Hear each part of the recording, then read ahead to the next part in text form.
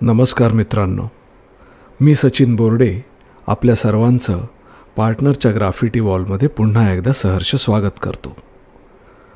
मराठी मनासाठी आणि मराठीपणासाठी हा channel subscribe करायला विसरू नका. फेब्रुवारी महिन्यामध्येच सूर्य तळपतोय. अगदी मे महिन्यासारखं ऊन पडलं आहे. ह्यावरूनच मला बालभारतीमधील दत्ता हसलगीकरांची झपझप चाललेत नाजूक पाय ही कविता आठवली. चला तर मग ऐकूयात. मे महिन्याची दुपार, रनरनते उन्ह, झगमगता सूर्य आभाळामधून, जाई फुलासारखी नाजूक पोर घेऊन निघाली बापाला भाकर. गिरणीचा भोंगा आत्ता होईल, गिरणीचा भोंगा आत्ता होईल, दमलेला बाप फाटकात येईल.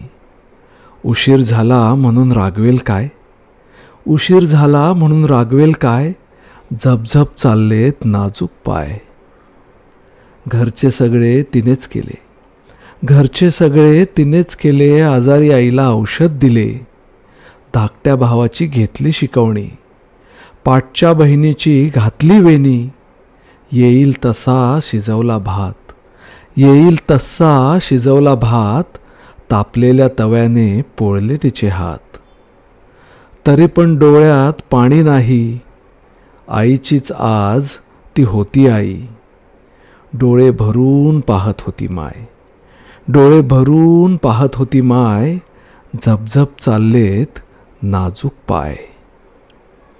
माथ्यावर उन्ह, पायाखाली उन्ह, माथ्यावर उन्ह, पायाखाली उन्ह, परिस्थितीचे मनात उन्ह.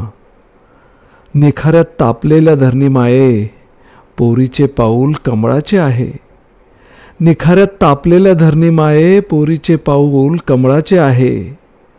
तिच्या पावलाखाली चंदन हो, माथ्यावरच्या सूर्यात चंद्रमा हो. अरे अरे तिच्या डोळ्यातली भीती पहा, घड्याळा थोडेसे मागे रहा. बापासाठी लेक ओढीने जाय, बापासाठी लेक ओढीने जाय, झपझप चाललेत नाजूक पाय, झपझप चाललेत नाजूक पाय.